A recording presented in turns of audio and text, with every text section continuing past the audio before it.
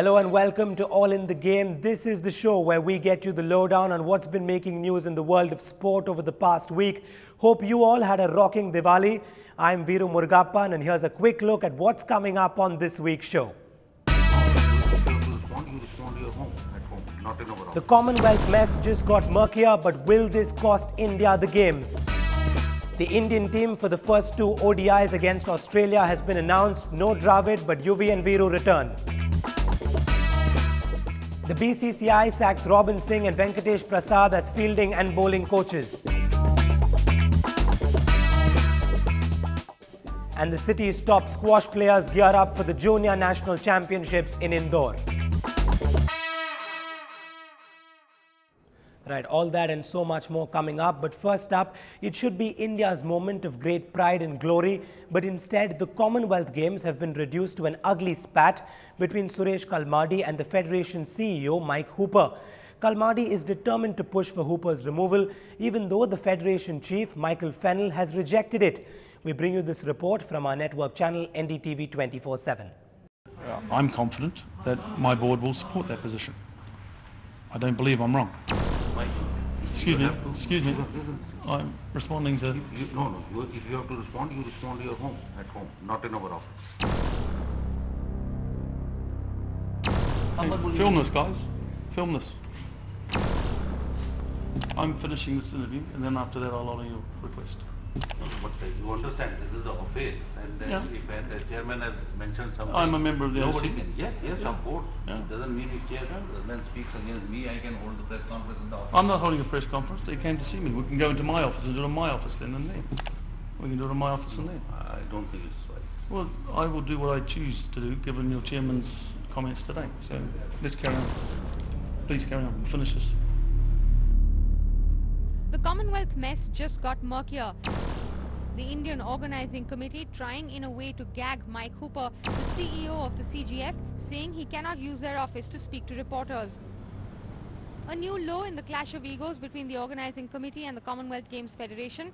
The question now, can this bitter fight end up costing India the Games? Suresh Kalmadi's demand to remove Mike Hooper, the CEO of the CGF, was turned down.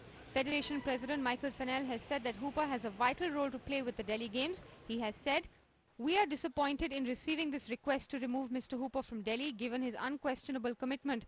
I have responded to Mr. Kalmadi's letter. Mr. Hooper enjoys the full support of the CGF's executive board. We consider that such a personal attack on him is unwarranted." But Kalmadi is refusing to give up, insisting that he will push for Hooper's removal at the next meeting with Fennell on the 28th. Hooper, on the other hand, has made it clear he's not going anywhere. The Federation is offering free consultancy in effect, and I do not believe it is for Mr. Kalmadi to outright reject the position of the Federation. My board has taken a decision. My job as CEO is to implement that decision, and unless I am instructed otherwise, that's exactly what I'll be doing. At the receiving end, the Games meant to bring the country glory, now in the headlines for being behind schedule and for fights between India and the International Federation. So what's the worst case scenario?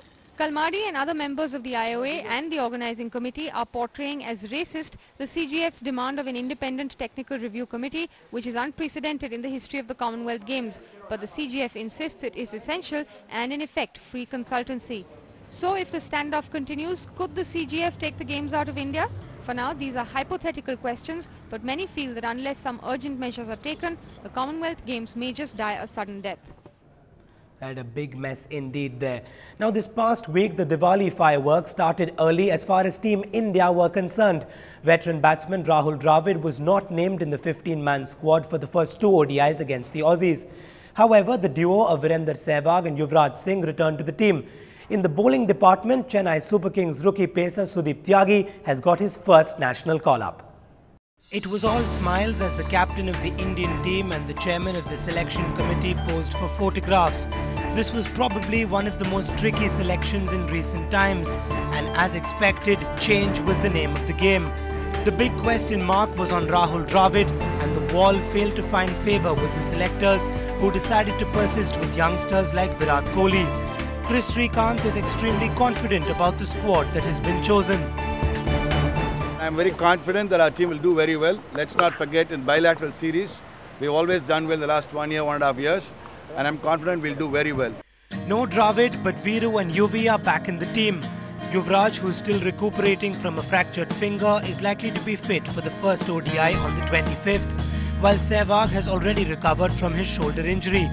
No Dinesh Karthik or Subramaniam Badrinath, but Chennai does have something to cheer about.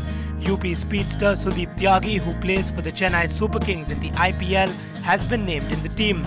In 16 first-class matches, Tyagi has taken 57 wickets. Experts believe that keeping the 2011 World Cup in mind, this is a good team. We're going to play the World Cup in India, so you need players who will play under pressure in Indian conditions. So you don't have to worry about the bounce that you would find in South Africa or Australia. We're going to play here, so we want players who will perform in India. Playing against Australia will not be easy by any means. Ponting's men are coming into this series after winning the Champions Trophy, and they will be a formidable force to reckon with. For Team India, this is probably their biggest test of the year.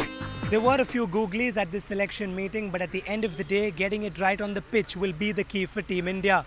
And with the likes of Virender Sehwag and Yuvraj Singh coming back into the side, everyone will be hoping that Dhoni and co can put the disappointment of the Champions Trophy behind them and bounce back against the mighty Aussies.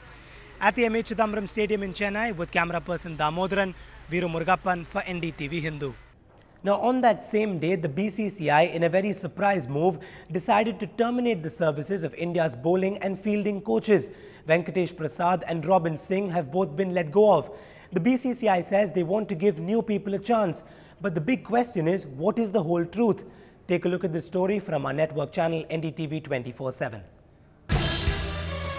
This one-line BCCI mail informing the press as well as Venkatesh Prasad and Robin Singh that their services were no longer required. The pair walked side by side for over 2 years, and their tenure also coincided with one of Team India's most successful periods in international cricket. But for the BCCI, it's time for a change. It's a routine BCCI. They have not been sacked. The services have been discontinued because nobody is on any job for forever, you know. It was not a permanent job. Sources within the BCCI have also told NDTV that it was the lack of performance of their charges that led the president, Shashank Manohar, to terminate their services. Easy as you please. Venkatesh Prasad has told NDTV that he is deeply hurt by the decision and is yet to be given a formal reason for the termination. Besides the fact that he didn't sign a formal contract, he had been verbally asked to remain with the team till June 2010. Their situation has drawn sympathy from the cricket fraternity. The BCCI clearly didn't want to back these horses. Sources within the cricket body say it's because they have IPL coaching contracts and the board doesn't want its support staff to moonlight. Another speculation is because they were asking for an increase in their 24 lakh a year salary, especially because Paddy Upton and Gary Kirsten get paid over double that amount. In New Delhi, Rohan Vyavaharkar for NDTV. Right, it's time to get you all the action from the Champions League T20 competition.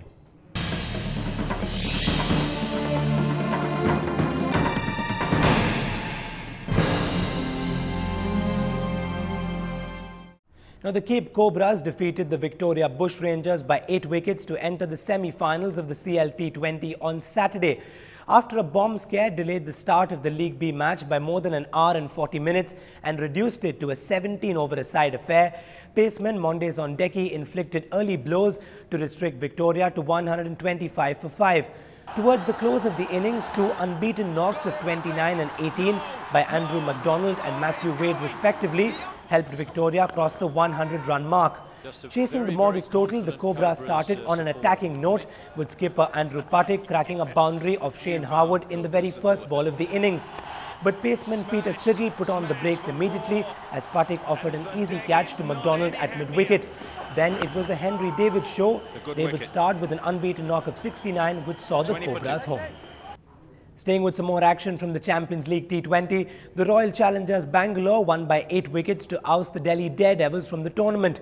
Bangalore were already eliminated after the Cape Cobras defeated the Victorian Bushrangers earlier in the day. Defending 139 was never going to be easy, especially on a batting wicket, and Delhi needed a miracle to win. Sehwag's 47 and Dilshan's 20 were the only 2 noteworthy contributions for the Daredevils. In the bowling department, Delhi's Glenn McGrath and Amit Mishra were hit for plenty as Ross Taylor took over the mantle from JP Duminy to become the highest scorer of the competition. Taylor notched up 65. The Cape Cobras and the Victorian Bush Rangers now become the first two teams to seal a spot in the semis.